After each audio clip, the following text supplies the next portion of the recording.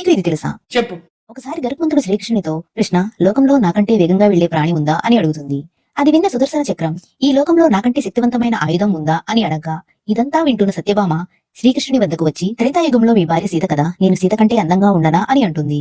వీరి మాటలు విన్న శ్రీకృష్ణుడు ఎలాగైనా వీళ్ల అహంకారాన్ని అడచాలని గరుత్మంతునితో ఒక ప్రదేశం గురించి చెప్పి, అక్కడ ఒకతను ఉంటాడు, తన కోసం సీతారాములు ద్వారకలో ఎదురు చూస్తున్నారు అని చెప్పమని పంపుతాడు. సుదర్శన చక్రాన్ని ద్వారం దగ్గర ఉండమని, ఎవరు వచ్చినా లోపలికి పంపొద్దని చెప్పి సత్యభామతో సీతాదేవిలా తయారవ్వమని చెప్తాడు. శ్రీకృష్ణుడు చెప్పిన ప్రదేశంలో హనుమంతుడుంటాడు. సీతారాములు నీ కోసం ద్వారకలో ఎదురు చూస్తున్నారని గరుత్మంతుడు హనుమంతునితో చెప్తాడు. అది విన్న హనుమంతుడు గరుత్మంతుని కన్నా 1000 రెట్ల వేగంతో రాముడిలా ఉన్న శ్రీకృష్ణుని వద్ద వాలిపోతాడు. ద్వారం దగ్గర నిన్నెవరూ ఆపలేదా హనుమా అని శ్రీకృష్ణుడు అడగ్గా, ఒక చక్రం ఆపింది స్వామి, దానితో యుద్ధం చేస్తే మిమ్మల్ని కలవడానికి ఆలస్యం అవుతుందని దాన్ని మింగేశాను స్వామి అంటూ సత్యభామని చూసి, ఈ చెలికత్త ఎవరు స్వామి, సీతమ్మ ఎక్కడా అని అడుగుతాడు. ఇలా శ్రీకృష్ణుడు హనుమంతుని ద్వారా ఒకేసారి ఆ ముగ్గురి కళ్ళు తెరిపిస్తాడు.